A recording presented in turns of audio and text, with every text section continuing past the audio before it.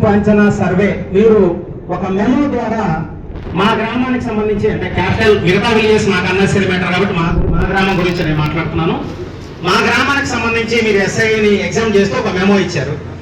At what reasons అంటే ఈ project capital city అనేది పబ్లిక్ పర్పస్ అని మీరు భావిస్తున్నారా? పబ్లిక్ పర్పస్ అయితే మీరు ఏ రీజన్ తో సెక్షన్ 4(1) ఎగ్జామ్ చేస్తున్నారు అనేది మాకు ఆన్సర్ కావాలి. Second thing, environmental impact assessment survey EIA మా గ్రామానికి సంబంధించి ఎన్విరాన్మెంట్ ఇంపాక్ట్ అసెస్మెంట్ సర్వే చేశారా? చేస్తే దానికి సంబంధించిన డీటెయిల్స్ ఇప్పటి వరకు మా దగ్గర లేవు. మీరు పబ్లిష్ చేయాలి. It's a public domain document, not and publish till date.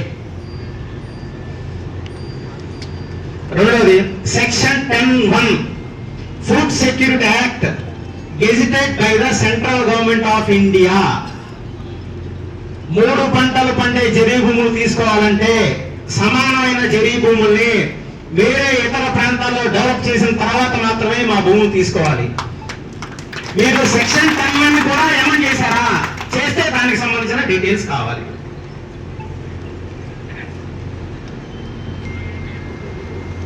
రెండోది, ఇంకొక పాయింట్, ల్యాండ్ ఎక్విజిషన్ యాక్ట్ ప్రకారం రైతుల వద్ద ప్రభుత్వం తీసుకునే భూముల్ని రైతుల ప్రభుత్వ అవసరాల కోసం మాత్రమే వాడాలి, కానీ ఏ ఇతర ప్రభుత్వానికి సంబంధించిన సంస్థకు కానీ ప్రైవేట్ వ్యక్తులు కానీ ఎలా చేయడానికి కానీ అమ్మటానికి కానీ లేదు. వెరీ క్లియర్ గా ఉంది. దాన్ని మీరు ఒబే చేస్తారా చేయరా? రెండోది, 2014 డిసెంబర్లో ల్యాండ్ పూలింగ్ యాక్ట్ ఇంప్లిమెంట్ చేసిన తర్వాత రాష్ట్రం మొత్తం దాదాపుగా ప్రతి 6 నెలలకు ఒకసారి ల్యాండ్ వాల్యూస్ ఎన్హాన్స్ చేశారు. క్యాపిటల్ సిటీలో మా గ్రామానికి సంబంధించి మీరు ఎందుకు చేయలేదు? దానికి సంబంధించిన రీజన్స్ ఏంటి? ల్యాండ్ ఎక్విజిషన్ వెళ్తే మమ్మల్ని నష్టపరచాలనే దురుద్దేశంతో మీరు చేయాల, కానీ 2025 దసరా రోజున నామినల్గా మాత్రమే మీరు ఎందుకు పెంచాల్సి వచ్చింది? దానికి సంబంధించిన క్రైటీరియాస్ మీరు ఎలా క్యాలిక్యులేట్ చేశారు? కేవలం గజానికి 250 పెంచారు, ఎకరానికి 6 నుంచి 7 లక్షలు పెంచారు.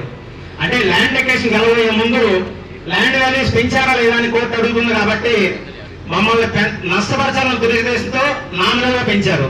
ఆ పెంచిన దాన్ని జాయింట్ కలెక్టర్ గారి అధ్యక్షతన మార్కెట్ వాల్యూ రివిజన్ కమిటీకి సంబంధించి మీరు ఏ క్రైటీరియా కింద మాకు పెంచారు? ఆ డీటెయిల్స్ కావాలి.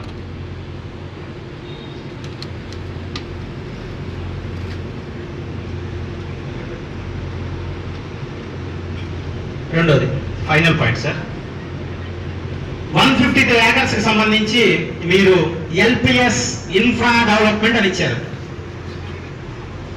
I attempted civil services for 2 times but I failed it. Infra development అంటే ఏంటో నాకు తెలియదు. మరి ఒకసారి దయచేసి ఉన్న ఆన్సర్ చెప్పగలిగితే మీకు మేము సమాధానం చెప్తాం. రోడ్లు, drainage, underground, electricity, infrastructure. మీరు LPS layouts without consent and agreement of the farmer layouts develop చేసి మీ భూములు ఎల్ఏ కింద ఇస్తామని అంటే we're not such innocent persons here in Undavalli.